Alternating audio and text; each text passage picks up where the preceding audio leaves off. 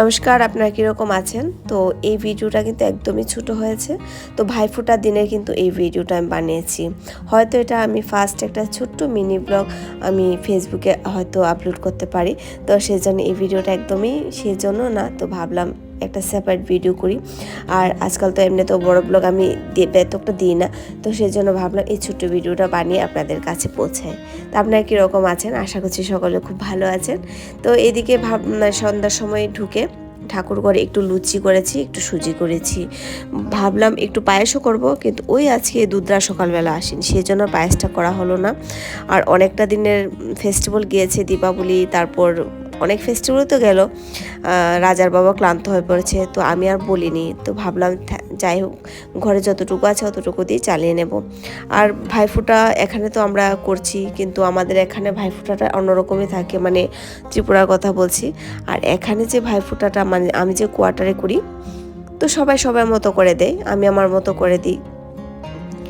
তো অতটা আমাদের এখানকার মতো এত গম এতটা আনন্দ নেই।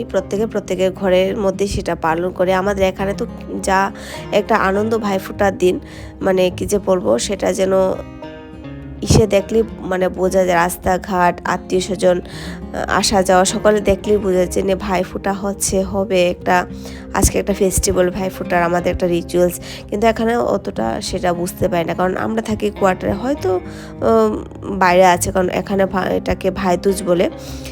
ভালো লাগে, এখানেরটাও ভালো লাগে আমরা যেভাবে করি। তবে এই লুচি আর সুজি আমাদের এখানে মানে ছোট্ট একটা আমি খাবার বানিয়েছি বলতে পারেন। আমার বাড়িতে তো অনেক কিছু বানানো হতো, বা আমি যখন করতাম তখন আমিও বানাতাম, কিন্তু এখন তো ওখানে থাকি না। কিন্তু ওই যে আমার ঘরে তো রিচুয়ালসটা রাখতে হয়। তো সন্ধ্যার সময় ঢুকে, আর সারাদিন আমিও সময় পাইনি যে অন্যটা কিছু বানাবো। তো ভাবলাম যখন একটু লুচি বানাবো, একটু সুজি বানাবো, ঠাকুর ঘরে বসেই করে নিই, তাহলে আমার ঠাকুরকেও দিতে পারবো, আর সুন্দর করে পুজোটাও করে নেব একই সঙ্গে। আর ভাইফোঁটা তো একটু ছোটো করে একটু পুজো করতে হয়, একটা ঘর বসাতে হয়, তো সেটা আমি রেডি করে নিলাম।